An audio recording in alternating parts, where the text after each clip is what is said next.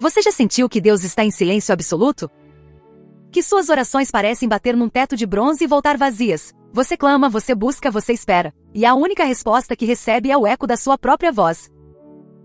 E se eu te dissesse que esse silêncio ensurdecedor pode ser, na verdade, o som de Deus trabalhando nos bastidores? Que a ausência da voz dele pode ser o sinal da sua presença mais intensa? Hoje vamos mergulhar numa das histórias mais tensas de toda a Bíblia. Uma história onde o nome de Deus não é mencionado nenhuma vez, mas sua mão invisível move cada peça de um xadrez cósmico para realizar um dos maiores livramentos de todos os tempos. Fique comigo, porque vamos decodificar a mensagem secreta do livro de Ester e descobrir o que fazer quando o céu parece de chumbo. Vamos viajar no tempo. Imagine o maior império que o mundo já viu até então, o Império Persa. Da Índia até a Etiópia, 127 províncias sob o domínio de um homem, o rei Assuero, que a história secular conhece como Xerxes. Um homem de poder absoluto, ego colossal e temperamento imprevisível. E no coração pulsante deste império, na cidadela de Suzã, um palácio de mármore, ouro e tapeçarias magníficas, vive o nosso povo, o povo de Deus. Eles não estão em casa, estão espalhados e são os remanescentes do exílio babilônico. São uma minoria vulnerável, vivendo sob as leis e os caprichos de um rei pagão. Neste cenário, três figuras centrais emergem. Primeiro, Hadassa, uma jovem judia órfã, cuja beleza estonteante a leva para o lugar mais improvável, o trono. Ela se torna a rainha Ester. Seu nome persa significa estrela, mas ela esconde sua verdadeira identidade, sua origem, como uma estrela escondida pela luz do dia. Depois temos Mordecai, seu primo e pai adotivo, um benjamita descendente do rei Saul, servindo discretamente nos portões do palácio. Ele é os olhos e ouvidos do povo, um homem de integridade inabalável num mar de corrupção. E então, surge o vilão, Amã, o Agagita. Preste atenção nesse nome, Agagita. É um eco sombrio de um conflito antigo, uma linhagem amaldiçoada descendente de Agag, rei dos Amalequitas, o inimigo ancestral de Israel. E este homem Amã, cheio de ódio e orgulho, sobe ao poder, tornando-se o segundo homem mais poderoso do império. Agora, o detalhe mais chocante do livro de Ester, a palavra Deus não aparece. Nenhuma vez. Não há profetas, não há milagres explícitos, não há vozes do céu. Se você lesse essa história sem fé, poderia achar que é uma crônica de intrigas políticas, sorte e coincidências. Mas a Bíblia nos ensina a ver além da superfície. Deus está nos detalhes. Seus passos silenciosos movem cada cena. A narrativa é marcada por 7 banquetes, festas que parecem apenas luxúria, mas que se tornam palcos para a reviravolta divina. Uma noite de insônia do rei mais poderoso do mundo se torna o gatilho para o livramento. Um simples sorteio, chamado por que deveria selar uma data de massacre, acaba definindo a data de uma festa de celebração. As vestes reais, as coroas, os decretos. Tudo muda de mãos no tempo exato, numa coreografia perfeita orquestrada pelo Rei do Universo, que escolheu permanecer anônimo na sua própria história. E então o problema humano se torna agudo e insuportável. Amã, enraivecido porque Mordecai se recusa a curvar-se diante dele, não se contenta em punir um homem só. Seu ódio é genocida. Ele convence o rei Xerxes com mentiras e suborno a assinar um decreto. E não era um decreto qualquer, era uma lei dos medos e dos persas. Isso significava que uma vez selado com o anel do rei, nada, nem mesmo o próprio rei, poderia revogá-lo. Era final, irreversível. Imagine o som daquele anel cinete pressionando a cera quente no papiro. Um som que ecoou como uma sentença de morte para todos os judeus, em todas as 127 províncias. Homens, mulheres, crianças, bebês. Todos marcados para a aniquilação num único dia, o dia 13 do 12º mês. O decreto é enviado por correios velozes para todo o império. A cidadela de Suzã ficou perplexa, mas o decreto era lei. O terror se espalha. O pranto, o jejum, o luto. Um povo inteiro condenado, sem chance de apelação. É o fim.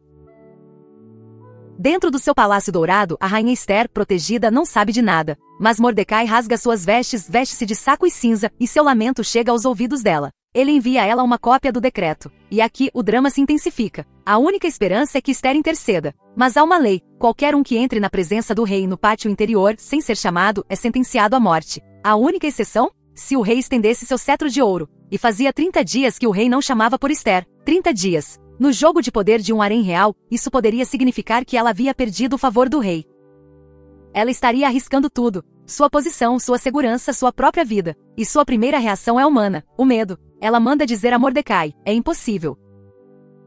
É nesse ponto que Mordecai envia a mensagem que perfura o coração da história e ecoa através dos milênios. Uma frase que talvez tenha sido dita para você em algum momento da sua vida. Ele diz, conforme lemos em Ester, capítulo 4, versículo 14, não imagines que por estares no palácio do rei, escaparás tu só entre todos os judeus. Porque se de todo te calares agora, de outra parte virá socorro e livramento para os judeus, mas tu e a casa de teu pai perecereis. E quem sabe se para um tempo como este chegaste ao reino.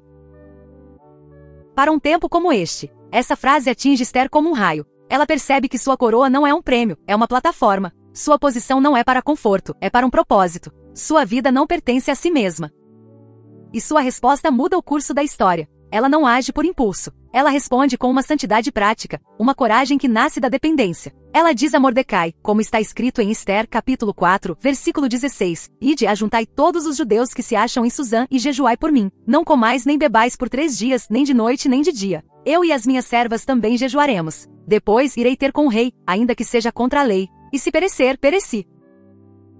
Jejum, união do povo, coragem prudente. Esta é a resposta. Ela entende que a batalha que está por vir não será vencida com argumentos políticos ou beleza, mas no reino espiritual. 3 dias de silêncio, de fome, de oração, de entrega total, antes de dar um único passo em direção ao trono.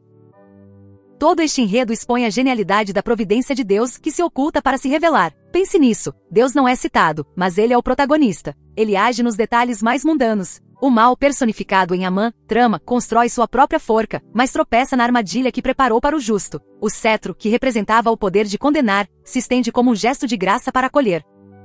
A ideia central que pulsa sob cada palavra deste livro é esta: Deus preserva sua aliança e seu povo por meios que parecem comuns, até mesmo casuais. E mesmo quando ele parece estar em silêncio, ele está chamando seu povo a uma fidelidade corajosa, através de armas espirituais como o jejum, a oração e a sabedoria para navegar no exílio.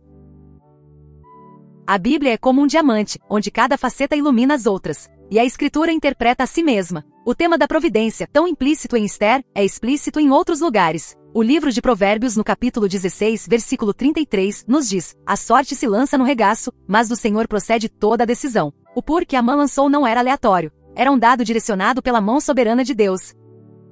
O Salmo 115, no versículo 3, declara: Nosso Deus está nos céus, Ele faz tudo o que lhe agrada. Ele não está limitado pelas leis dos medos e dos persas. Ele é o autor das leis do universo. E o apóstolo Paulo, em Efésios capítulo 1, versículo 11, arremata dizendo que Deus realiza todas as coisas conforme o conselho da sua vontade. Cada detalhe, da insônia do rei à coragem da rainha, faz parte de um plano maior. Essa situação de viver como um povo fiel num império pagão já tinha precedentes. Olhe para José no Egito. Vendido, traído, esquecido numa prisão. Parecia que Deus estava em silêncio. Mas no final, em Gênesis capítulo 50, versículo 20, José diz a seus irmãos: Vós, na verdade, intentastes o mal contra mim, porém Deus o transformou em bem, para fazer como se vê neste dia e conservar muita gente com vida. A mesma dinâmica. Olhe para Daniel na Babilônia. Ele e seus amigos, servindo em cargos seculares de altíssimo nível, mostrando que uma fidelidade discreta e uma excelência profissional podem ser exatamente o canal que Deus usa para trazer livramento e testemunho. Esther não estava sozinha na história da redenção. Ela fazia parte de um padrão. E aquele título de Amã, o Agagita. Isso não é um detalhe geográfico, é uma declaração de guerra espiritual. A história nos leva de volta a Êxodo capítulo 17, versículos 14 a 16, e 1 Samuel, capítulo 15. Lá, vemos o conflito perpétuo com Amaleque, o inimigo implacável do povo de Deus, a linhagem por onde viria o Messias. Saul, ancestral de Mordecai, falhou em exterminar o rei Agag. E agora, séculos depois, um descendente de Agag se levanta para tentar exterminar o povo do Messias. Entende o que está em jogo aqui? Preservar Esther e seu povo não é apenas um detalhe político. É sobre preservar a trilha da promessa messiânica que levaria ao nascimento de Jesus Cristo. As apostas são cósmicas. E quando o livro parece silencioso, lembremos do dia mais silencioso da história, o sábado entre a crucificação e a ressurreição. O céu estava mudo, os discípulos trancados e com medo. O mal parecia ter vencido. Mas naquele silêncio, a maior vitória da história estava sendo selada. Jesus já havia dito a Pilatos em João, capítulo 19, versículo 11, nenhuma autoridade teria sobre mim, se de cima não te fosse dada. Deus estava no controle, mesmo na hora mais sombria. Paulo nos diz em Gálatas, capítulo 4, versículo 4, que vindo à plenitude do tempo, Deus enviou seu Filho. Tudo acontece no tempo perfeito de Deus. E em Apocalipse, capítulo 12, vemos essa mesma batalha cósmica, o dragão tentando devorar a descendência da mulher, mas Deus a protege. A história de Esther nos mostra uma rainha que arrisca a vida para buscar o favor de um rei terreno. Isso é um vislumbre, uma sombra. Mas nós em Cristo, temos uma realidade infinitamente superior. O livro de Hebreus, capítulo 4, versículo 16, não nos diz para nos aproximarmos com medo, mas nos chama a chegar, com ousadia ao trono da graça, para que possamos alcançar misericórdia e achar graça, a fim de sermos ajudados em tempo oportuno. Esther ousou buscar o trono com risco. Nós temos um convite aberto, um acesso garantido pelo sangue de Jesus. Certo, essa é uma história incrível. Mas e daí? O que Esther, Mordecai e um decreto persa de milênios atrás têm a ver conosco, aqui no Brasil de hoje, lidando com instabilidade econômica e incerteza política, ambientes de trabalho que por vezes são hostis à nossa fé, e decisões éticas difíceis que nos pressionam todos os dias? Tudo a ver. A primeira aplicação é sobre sua identidade, antes mesmo da sua obrigação. Em Cristo, você é como Esther e Mordecai, um peregrino e um embaixador neste império passageiro. Este mundo não é seu lar final. Sua cidadania está nos céus. Você é amado, seguro, e seu destino final está garantido. Essa verdade não te remove do mundo, ela te liberta para viver dentro do mundo com coragem, sabedoria e mansidão. Você não age por medo, mas a partir de uma posição de segurança em Cristo. Vamos extrair alguns princípios práticos diretamente do texto. Primeiro, nos dias de silêncio, quando você não entende o que Deus está fazendo, ative as disciplinas do jejum e da oração. Elas não mudam a mente de Deus, mas abrem espaço no seu coração para discernir o que Ele já está fazendo. Segundo, aprenda com a prudência de Esther. Coragem não é impulsividade. Ela não entrou esbravejando no salão do trono. Ela jejuou, se preparou e usou de sabedoria, oferecendo 2 banquetes antes de fazer seu pedido. Ela preparou suas palavras e o tempo certo. Não confunda coragem com imprudência. Terceiro, siga o exemplo de excelência de Mordecai. Ele servia no portão do rei, um cargo público com integridade. Ele não se curvou à bajulação de Amã, mas também não criou uma rebelião. Ele se manteve fiel no seu posto. Sirva com excelência onde Deus te colocou.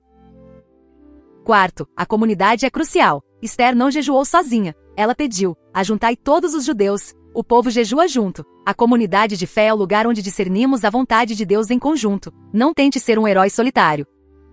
Então, como você toma uma decisão de alto risco como a de Esther? Faça a si mesmo estas perguntas. Um pequeno grid de decisão. Esther 1. Posicionamento. Deus, por sua providência, me posicionou aqui e agora para este exato momento? Para um tempo como este. 2. Motivação. Minha ação é motivada pelo amor ao próximo e pela glória de Deus, ou por medo, ego ou ganho pessoal. 3. Comunidade. Eu busquei conselho sábio e cobertura de oração da minha comunidade de fé. 4. Entrega. Eu estou disposto a perecer, a perder algo, status, conforto, dinheiro, reputação por fidelidade a Cristo.